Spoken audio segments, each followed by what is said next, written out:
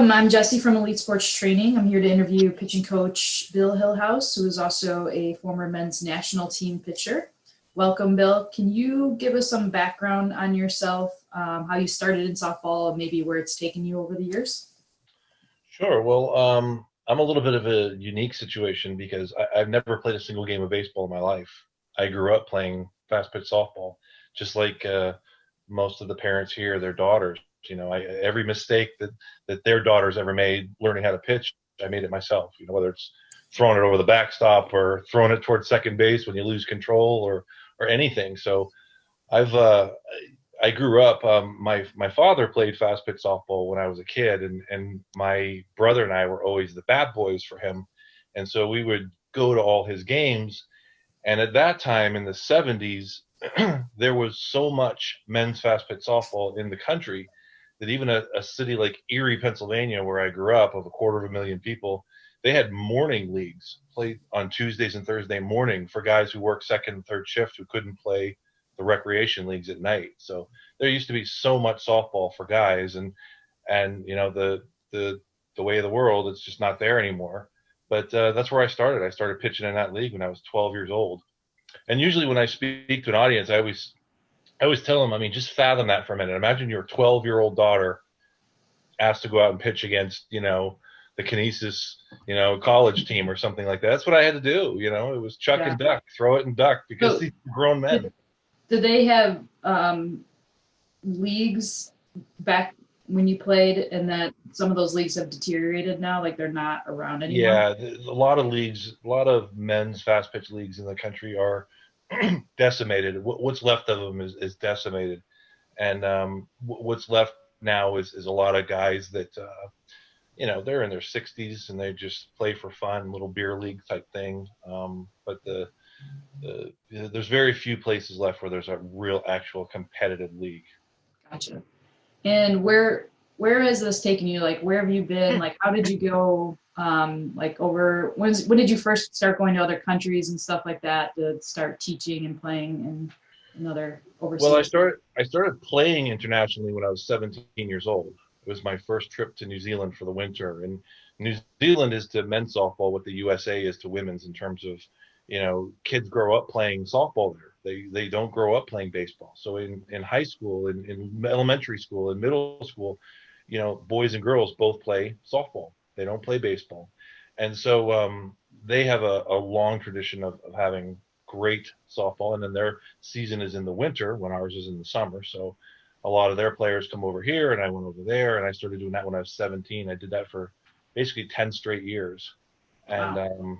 then kind of figured I had to settle down a little bit. And my last year with the national team was in 2000, and that was to South Africa. And basically, I've been, to every continent to either play or do coaching except Antarctica. What would you say is your favorite place to play? Oh man, favorite place to play. Probably where I grew up, Erie, Pennsylvania. I mean, it just has a special feeling to it, and it's the atmosphere was awesome when the softball was popular. Yeah, And I do remember. I don't know if you played up here in sure. Buffalo, but we had a big league around here too. And I always remember we had something called the Eden Corn Fest, and the Yep, I played in men's that. champion. I bet you did. The men's championship would play, and then the women's championship would Yep. play. It was around this whole carnival in this small Yeah. town, and it was. I always loved watching the men's play. Sometimes the catchers weren't wearing catcher's gear, and the Yeah. balls humming in there, and I always thought they were Right. a little crazy. Yeah. But yeah, it Well, was most catches are so. definitely big here as well. Okay, so we have a bunch of questions that were given to us from some of the people in the Fast Pitch Zone that we wanted to ask you. So I'm going to start off with some of those questions. If anybody on here has any questions, feel free to ask in the chat, and I will look as we go, and I can ask those questions. So the first one is, to be a successful pitcher, what do you consider the absolutes or the non-negotiables? Well, that's a great question because it's really hard to explain via a Skype or a Zoom type meeting. But probably one of the most important things that that I think kids lack today is the understanding that power in general comes from your legs. It doesn't come from your upper body. So the more we can get somebody to use their legs, and just like in hitting and just like in baseball pitching, power comes from the push off the rubber, the explosion off the rubber. That's where your power comes from. And a lot of people think it's all upper body, and you see a lot of people doing crazy windups to try and thinking that that's going to generate extra power for them, and all it's really doing is slowing them down. So I'm a less is more type approach guy when it comes to the windups. And I think one of the biggest problems, Jesse, is that a lot of pitching coaches confuse their style for an absolute. Like, this is how I pitched, and this is how you have to pitch. And the certain positions that our bodies have to get into, whether you're male or female, but how you get into them is really up to you. And a lot of people micromanage that somewhat, and they try to get them to do one particular windup versus another. And that's where I think a lot of people have confusion of absolutes and style, what's necessary, what isn't. So the second part of that question that the person posed was that, was there any, so are there non-negotiables, but is there anything you think that is important to pitching, but you don't always teach it, I guess? I believe that was the question. Hold on, let me find that again.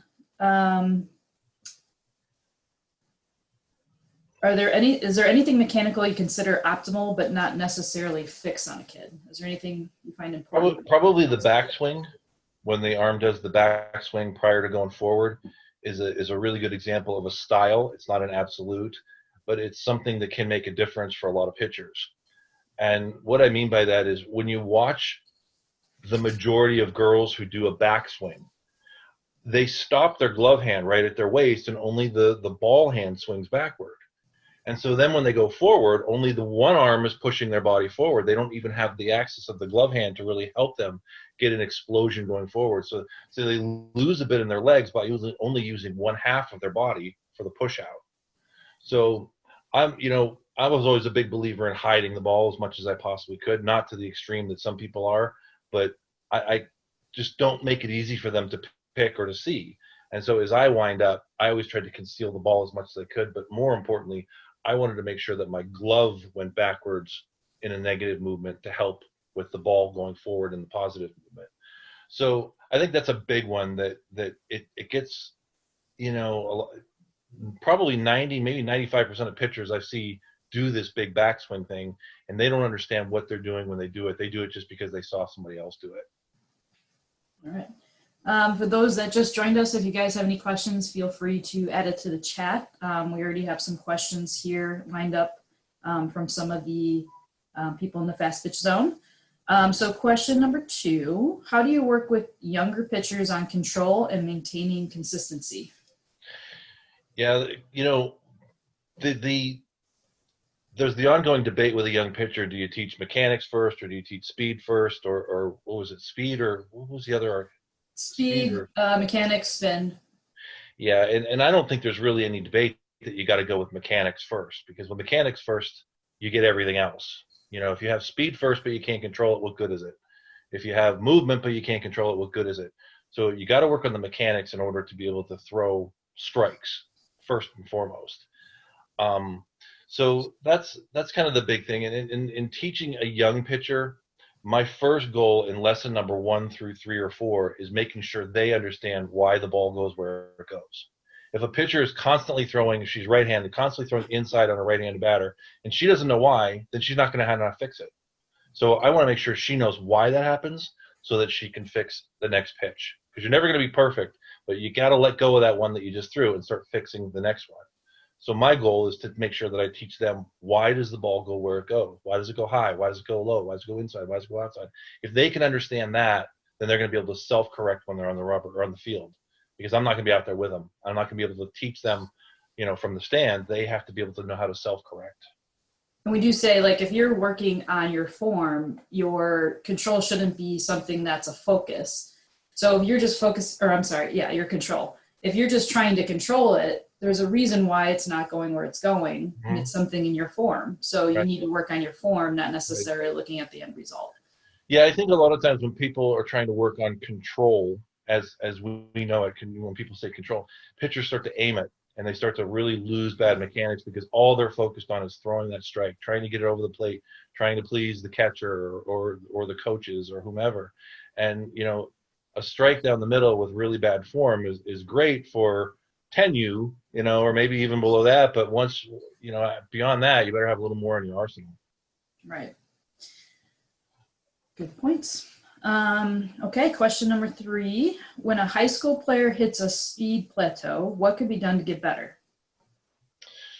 Yeah, the reality is that the good Lord made everybody different. He said to this pitcher, you're going to be able to throw 75 mile an hour with looking effortless, and this pitcher, you're going to be able to only throw 60 mile an hour, and that's the max you're going to get. And there's something to that. There's something to the fact that some people just tap out with their speed. They reach their peak and they're not going to throw the ball any faster because they're not meant to. They're just not meant to. But a lot of times, I think when pitchers plateau, they plateau because there's a default in their mechanics.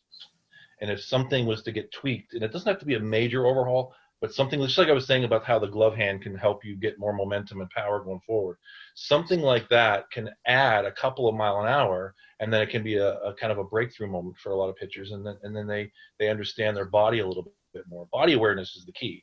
They got to understand how their body works and how we get power from it. And so with that comes a little bit more maybe than they're using right now. So sometimes it's just a fresh set of eyes that can, maybe tweak something. You could have the greatest pitching coach in the world, but everybody gets a little stale. And you can, fresh set of eyes, you might go, oh, yeah, that makes sense. All right. Question 4. What age or physical size should a young pitcher begin to throw a curveball or a rise ball? Well, I've always stuck with kind of a simple belief that I don't want to teach anybody like the rise while they're still using the small ball, the 11-inch ball, because that transition from going from the 11-inch ball to the 12-inch ball for a girl has got to be enormous. It's got to feel like a basketball in her hand when she makes the jump to another ball, that her hand size is just kind of, like Mike Candrea one time said that was God's first mistake, because he made boys throw a baseball, which is smaller, and girls with a smaller hand throw a softball, which is bigger. It seems like it's backwards. The girls should be throwing a baseball. But,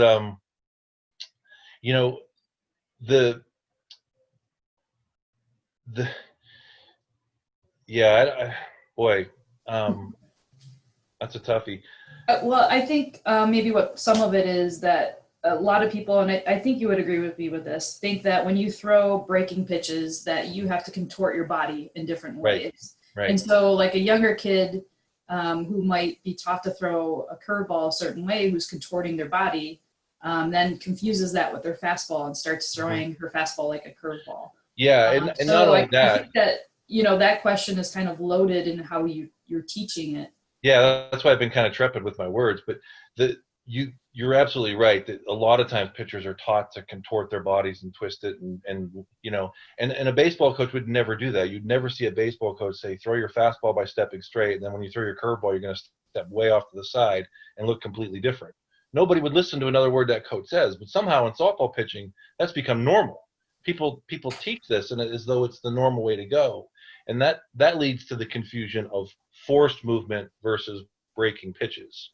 A lot of times we see a ball that, somebody steps way over the power line and throws it to an angle outside on a right-handed batter, and they go, oh, look, it was a curveball. No, it just, you threw it at an angle. That's all you had. The ball didn't actually break. Yeah. And, but you have to do something weird with your arm, or contort it, and how that could be bad for a younger kid. I don't think they always have a real understanding of like how spin is created. So would you say like in a breaking pitch, when you're throwing it, almost every single pitch kind of looks the same to a point where you just have to change like your hand movements? Right. You change how you spin it. You don't change the mechanics and how you throw it. But one interesting point that I'd like to make is I'm a big believer that I don't want to teach a curveball before I teach a rise. Because I think that a lot of times when girls throw curveballs, that becomes like a habit for them to twist the ball, giving them a side spin. It's much easier to learn how to throw a curveball in softball than it is a rise ball. Rise ball is the hardest pitch to learn how to do. But if you learn a rise ball first, learning a curveball is really easy. If you learn a curveball first, learning how to not turn your wrist and then make it spin backwards, that's incredibly hard to do. So I usually don't start with a curveball until they have the rise ball pretty well in hand. And then we can, it's just a slight modification, because pretty much the way I teach a curveball and the way that I would throw one if I was to pitch one would basically be to just throw my rise ball sideways. You're trying to make the ball spin backwards for a rise, you're trying to make it spin sideways for a curve. So all I'm doing is, instead of pushing up with my finger, I'm pushing aside with my finger to make it spin. But you're absolutely right. Mechanically, nothing else changes. I'm not overstepping my line or understepping my line. I'm going right down the line. Somebody that asked, I think, a question, I believe it's for you, said, I saw in one of your videos once you grip all your pitches the same. So is that true? You grip all your pitches the same? Well, I wouldn't say that I grip them all the same. I would say that I probably try to, in a more advanced setting, I would try to hold the ball the same so that nobody can read what pitch I'm going to throw, change it as I go forward. You got to understand, in men's fast pitch softball where I grew up, picking a pitcher was so important to be able to hit the ball. When somebody's throwing an 86-mile-an-hour rise ball at you, jumping off the rubber, landing at 42 feet and throwing, you got to get some kind of an advantage. And one of the advantages that sometimes happens is that a lot of times on rise balls, people will really flex their forearm muscles really tight as they dig in with their fingertip. And hitters, really observant hitters, were seeing that. So you'll see a lot of times in men at the World Championship, guys will have like a short sleeve shirt on, but then the long sleeve on their pitching arm, so they can't tip off what pitch they're going to throw. I think Osterman does that quite a bit too. I thought they were just keeping their arm warm, but maybe that's what it is. There's a hidden reason behind it. There you go. It's trying to avoid the forearm muscle twitch. All right. So, well, I'm gonna skip the next question to go on then because I think this is related to, we're talking about spin here. Mm-hmm. Do you teach peel drop, turnover drop, both, or neither? Peel. Drop. And let me say that the hardest part about the drop ball is the simplicity of it. So many people have tried to make it so goddamn hard to throw this drop, and they tell them they have to step short, they got to lean, they got to tilt, they got to pull up like they're starting a lawnmower. All these things that completely refute what we're trying to do mechanically, which was explode off the rubber, whip the arm as hard as possible, generate as much spin from the kinetic movement of elbow, wrist, and fingers. All of these things is what makes the ball really drop. And the ironic thing is that when the majority of young girls are being taught how to throw a quote-unquote fastball, a lot of times it comes in and drops when it gets to the catcher. They don't know how they did it. And that's because the peel drop and the fastball are virtually identical pitches. One you just let go a little bit sooner than the other. It's that simple. And if you let the ball go sooner, if you have the straight spin, now let's all preface this on the fact that if you have straight spin and you release the ball at the right spot, your fastball is going to drop with a pretty sharp break to it. And that's a peel drop. That's all there is to it. I didn't step short. I didn't pull up. I didn't do anything different. So knowing that I can do that with just my basic mechanics, all I got to do is work on my release point. So again, assuming we have the straight spin, why anybody would want to throw a pitch that stays straight is just beyond me.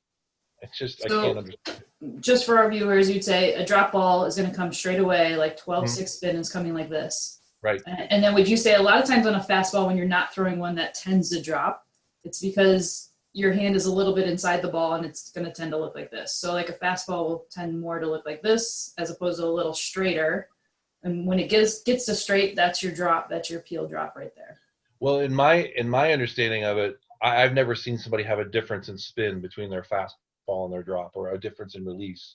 Probably 99% of the kids I've ever seen have been throwing a drop when they've thrown their fastball, and they didn't realize they did it.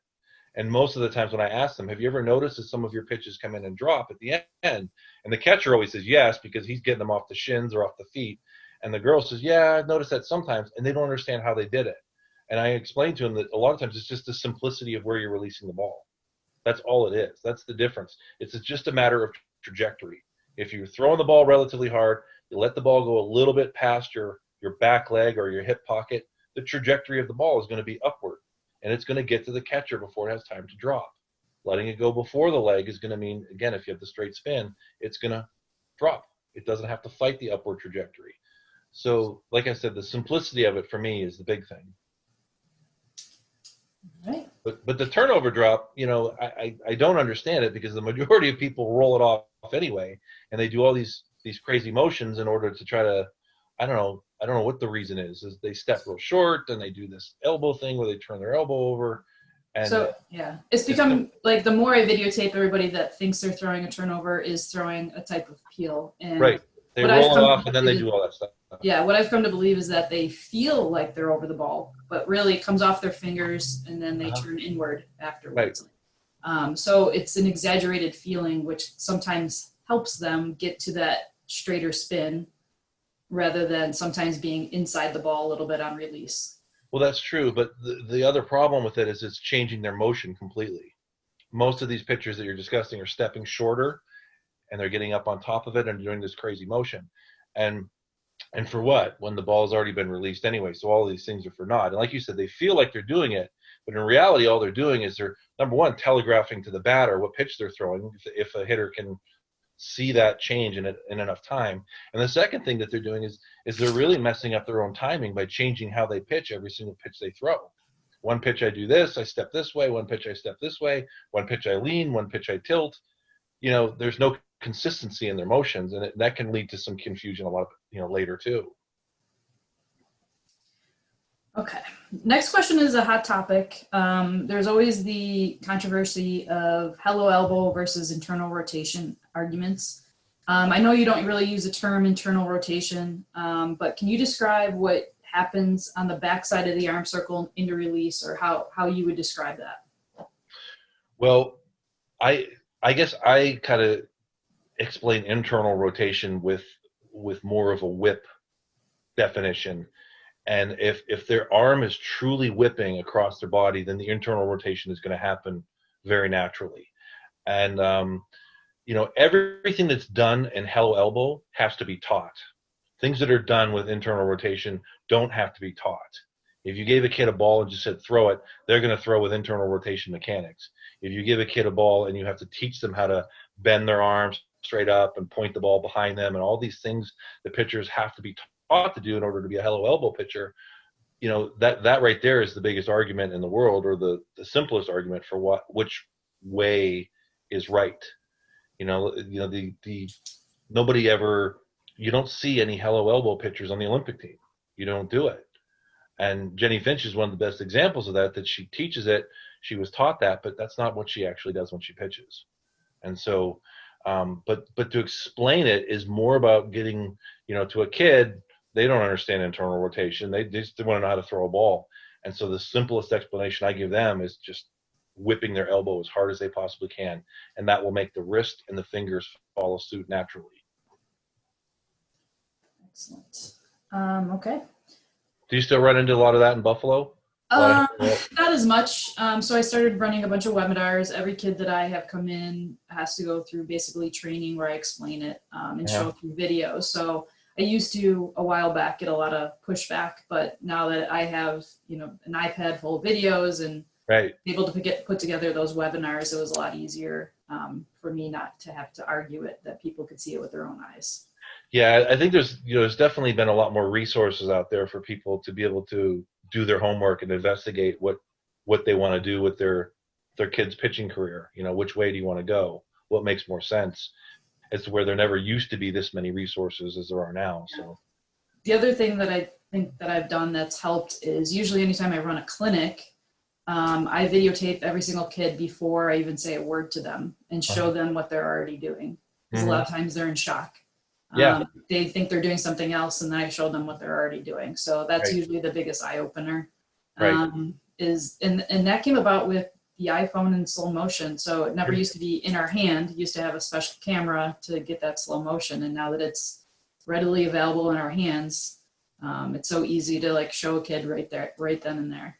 Right. It's no different than, hitting has changed too. You don't hear the squish the bug thing anymore, because cell phone cameras and all these software programs have redefined what people are doing versus what they thought they were doing. And, hello elbow is a really good example of people thinking that they actually did these things, and in reality, that's not what they did. I actually have a video of myself probably 10 years ago when I could still pitch. And I used to teach hello elbow, and in the pitch, it was right there before my eyes. I have the video that I could see that I would You turned your hand. this, and then I did this fake little thing afterwards. And it's Right. just kind of funny that the evidence was right in front of my own eyes for a long time, and I didn't even see it. And I had video technology back then. Yeah. I wasn't looking for it, so Right. I didn't notice it.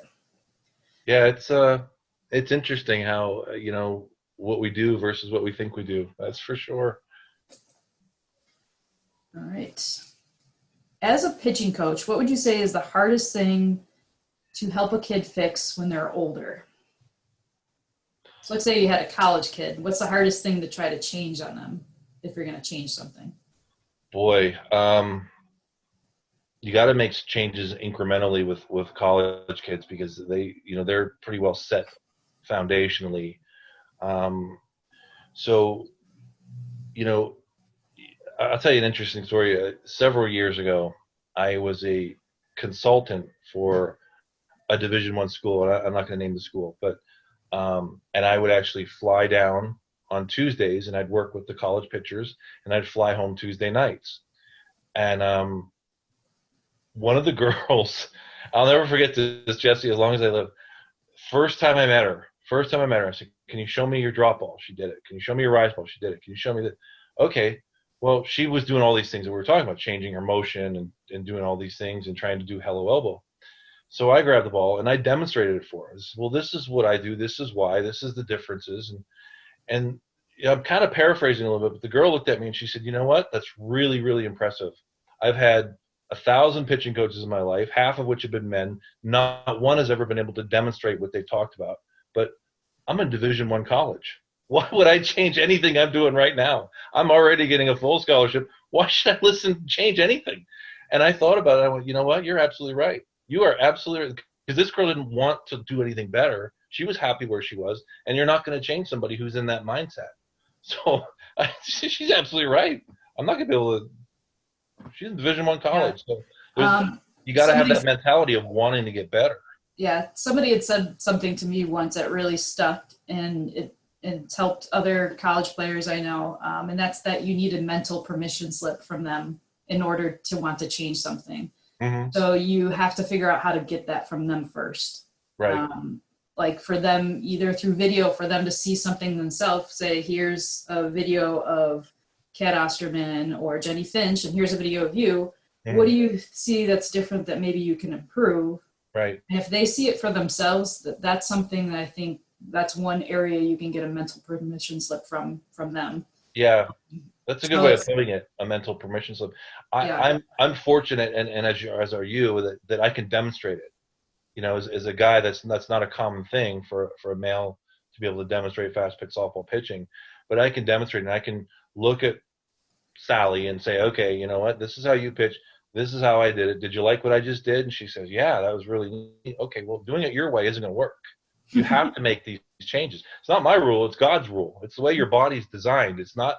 Don't look at me and say, "Oh, your way of this." I didn't invent anything with pitching, but I'm telling you that if you're not using your body in a fundamentally sound way, you're not going to get the best results. If anybody has any questions, please feel free to enter or put them in our chat, because I only have one more question here. So we'll wrap it up after this question unless somebody else has any more. Who is your favorite women's softball pitcher to watch?